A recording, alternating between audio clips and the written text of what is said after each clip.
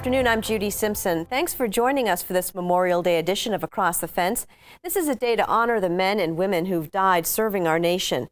It's a poignant day across the country, particularly when we remember the sacrifices made by our soldiers in the recent wars in Iraq and Afghanistan. On this program, we're going back to our country's Civil War with a focus on Vermonters at the Battle of Gettysburg. That's where we find Across the Fence associate producer Keith Silva, along with Vermont Civil War historian Howard Coffin.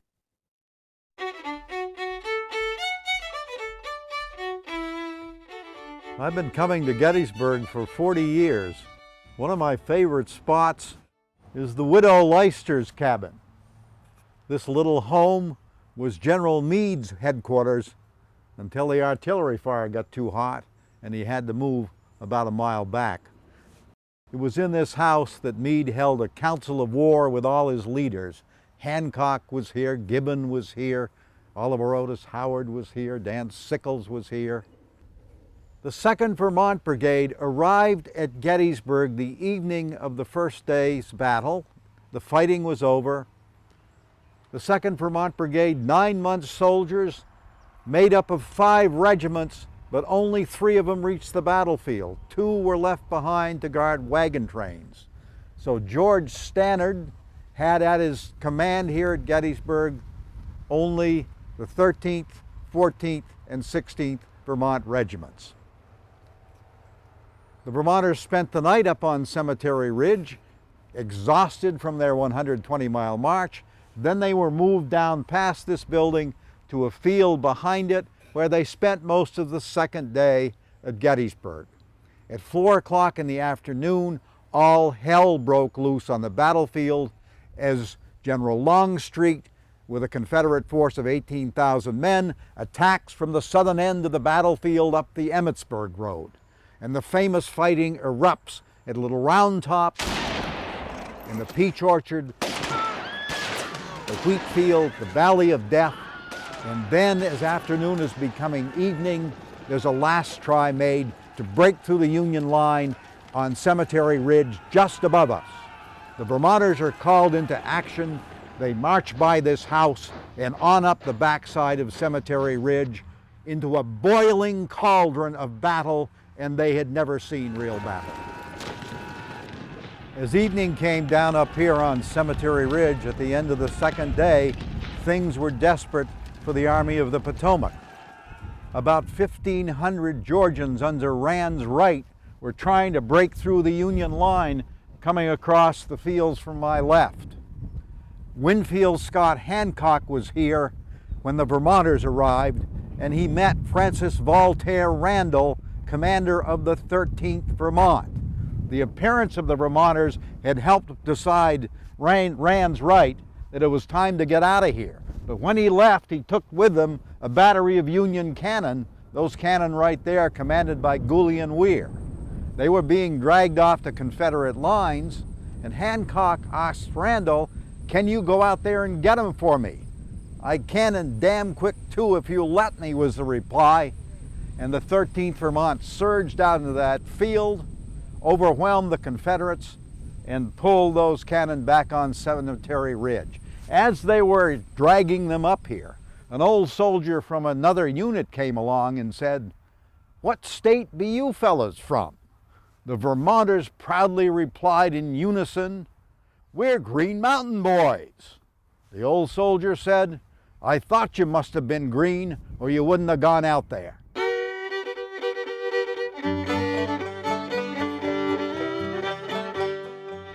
All that's left of the Rogers house here along the Emmitsburg Road is the front doorstep that I'm standing on.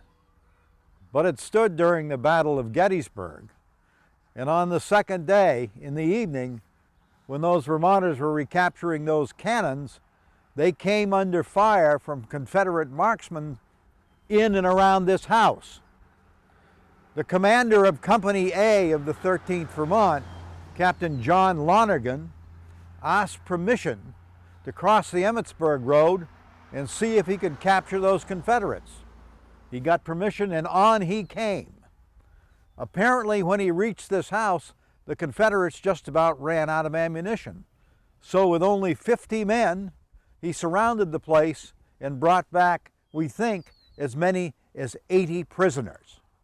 For that, after the Civil War, John Lonergan, who lies buried in Burlington and trained his men in Battery Park, won a Medal of Honor.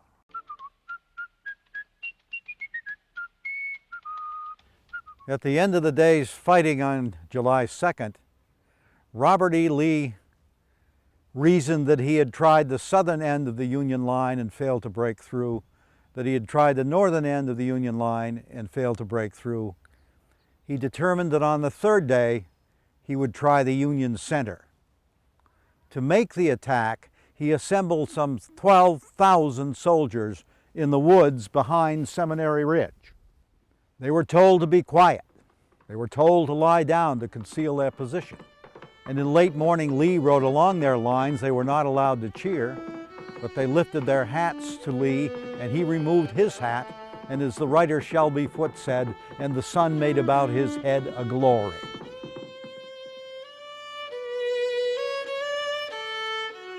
About 1 o'clock, the Confederates moved more than 100 cannon forward from the trees out toward the Emmitsburg Road and opened fire on the Union positions on Cemetery Ridge.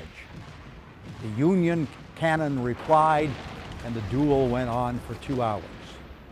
And then Lee ordered his men forward, led by the fresh division of General George Pickett. They emerged from the woods in battle line a mile wide and began to march across the valley, drums beating, fifes screaming, flags to the front, sun glinting off swords and rifle muskets. On they came, and as they moved on, the Union artillery opened from Little Round Top to Cemetery Hill, blasting great holes in their ranks, but they closed up and on they came, the southern portion of the attack going directly toward the 2nd Vermont Brigade. The state of Virginia memorial on Seminary Ridge, topped by the equestrian statue of Robert E. Lee, stands on the spot where Lee watched Pickett's charge. It was also on this spot where he rode forward to greet the survivors, telling the men, "It has all been my fault, it has all been my fault," but also telling them to reassemble, for he feared a counterattack by the Union. The North Carolina monument is by the noted sculptor Gutzon Borglum, who is most famous for his Mount Rushmore work. Borglum's statue captures better than any here at Gettysburg the going forward of the Confederates in Pickett's charge, moving off across this mile-wide valley to certain disaster.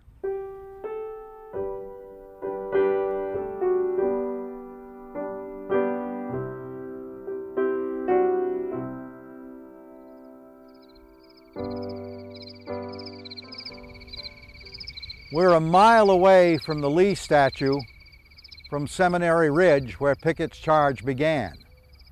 We're across the valley on Cemetery Ridge, the main Union position.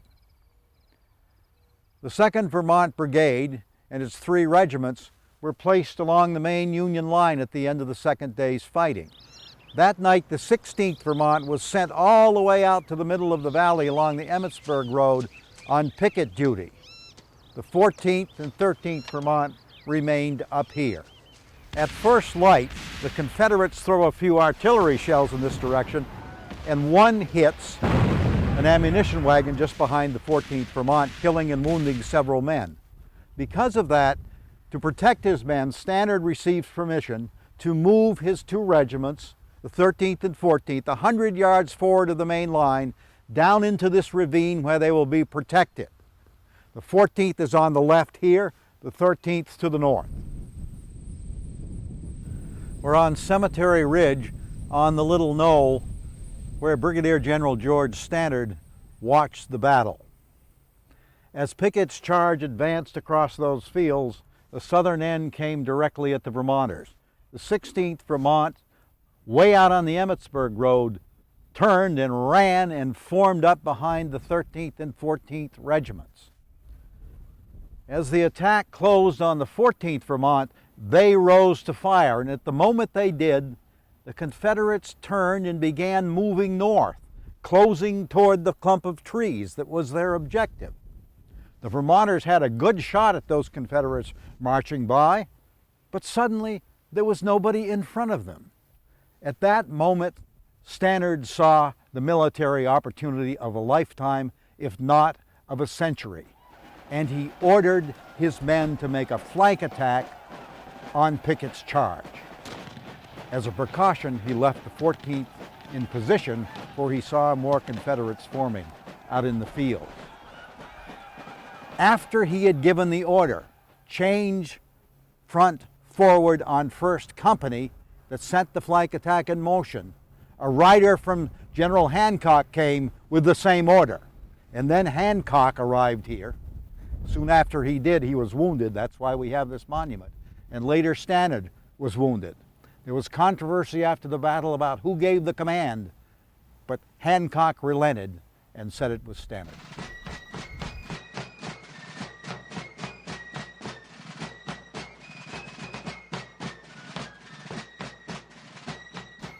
So Stannard orders the flank attack to be led by the 13th Regiment, then the 16th. The pivotal point was here, and here stood Private James Scully, a dry goods clerk from Burlington, in civilian life.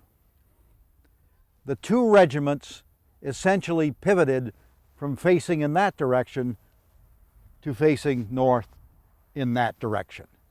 And when they got swung around, they created a line of soldiers of 900 men reaching almost to the Cadore barn. And then they opened fire on the Confederates massed toward the clump of trees, and they began to move forward and fire and move forward and fire. It's believed they got off about 12 rounds, and they were slaughtering the Confederates. When finally Francis Voltaire Randall of the 13th Vermont stepped in front of his men and said, "Enough men, enough," and stopped the firing. Pickett's charge had been blasted and defeated. The Vermonters began to pick up survivors out in the fields. When Wheelock Vasey, commanding the 16th Vermont, notices a second Confederate attack coming in directly at the 14th Vermont, he forms another line of battle, wheels his men around, and launches a flank attack on that attack and defeats it as well. Now the Battle of Gettysburg is for all intents and purposes ended, though there will be a cavalry charge later on.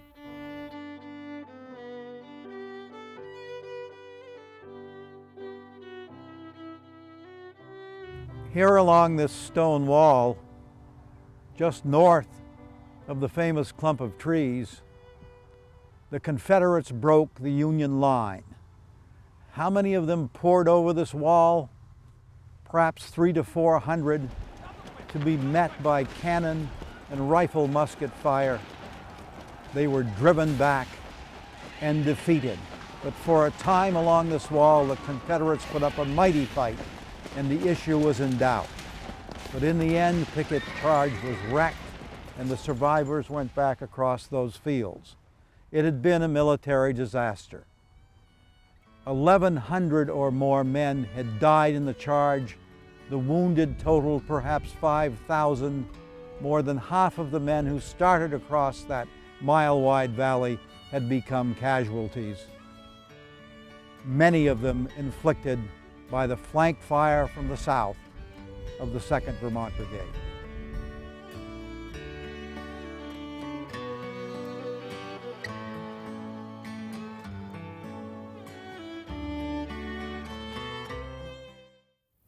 It's July 3rd, 1863, the most famous day in the Battle of Gettysburg. We're here at the southern end of the battlefield.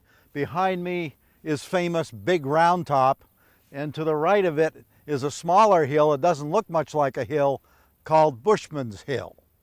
In the morning of the 3rd, Judson Kilpatrick, who commanded a cavalry division, brought one of his 2 brigades down here and put them up on Bushman's Hill. In that brigade was the 18th Pennsylvania Cavalry, the 1st West Virginia Cavalry, and the 1st Vermont Cavalry. They stayed up on that hill watching the goings-on to the north that included Pickett's charge.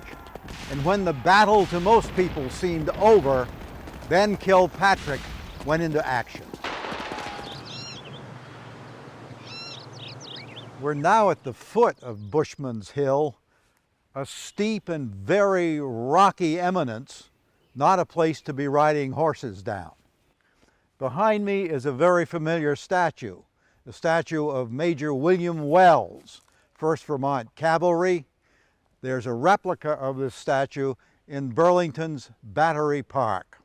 I'm sitting here along the base of Bushman's Hill, looking out at farm fields owned by a family named Slider. Judson Kilpatrick decided that he should have his men attack through those fields against the southern end of the Confederate line. But there were Texas infantry and Alabama infantry, and they rose up and fired volleys.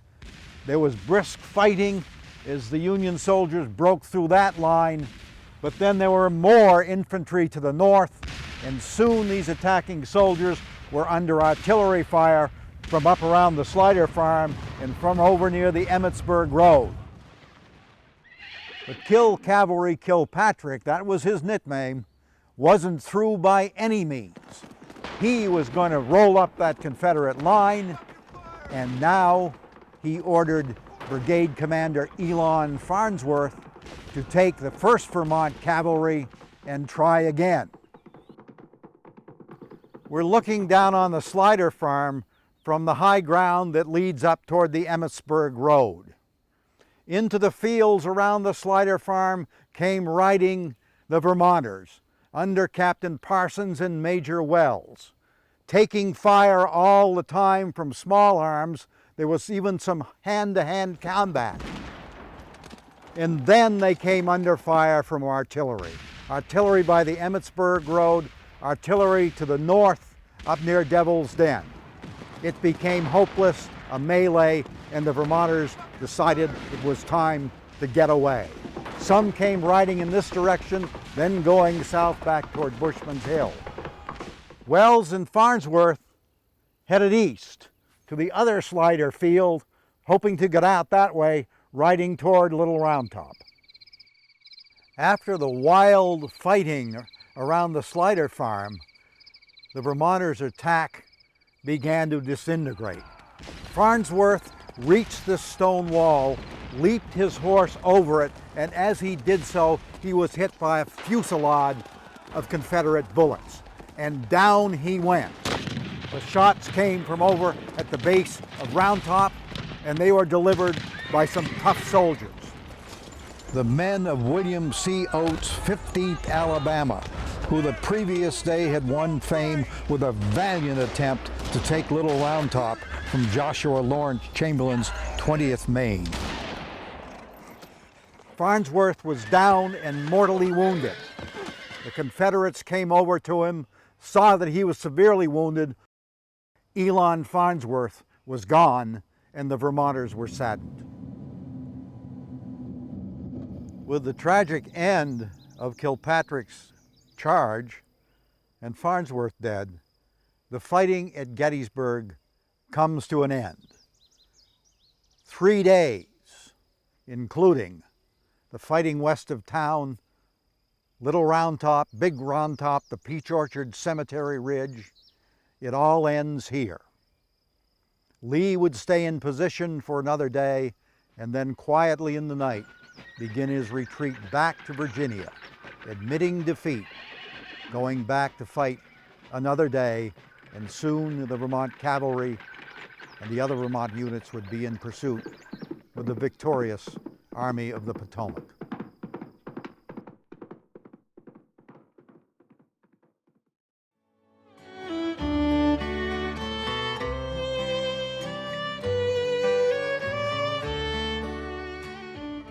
The Battle of Gettysburg produced more than 50,000 casualties.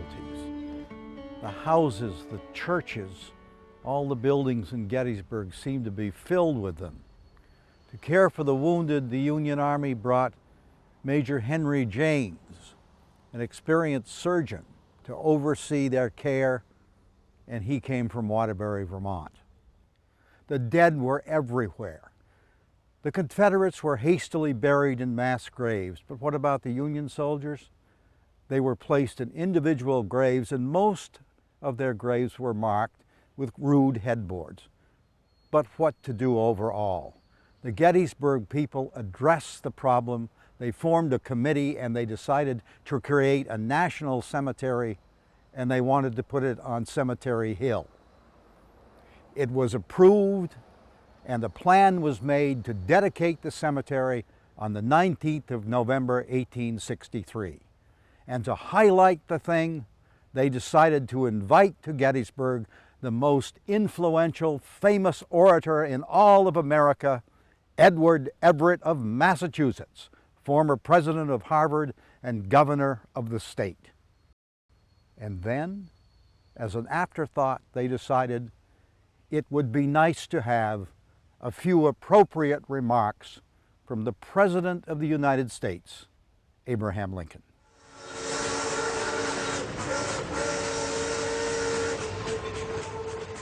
Abraham Lincoln's staff at the White House wanted him to come to Gettysburg by train the morning of the event.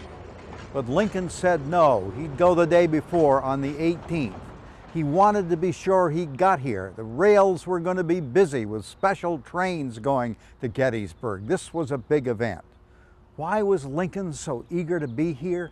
He didn't want to miss it because he had some things he wanted to say to the country.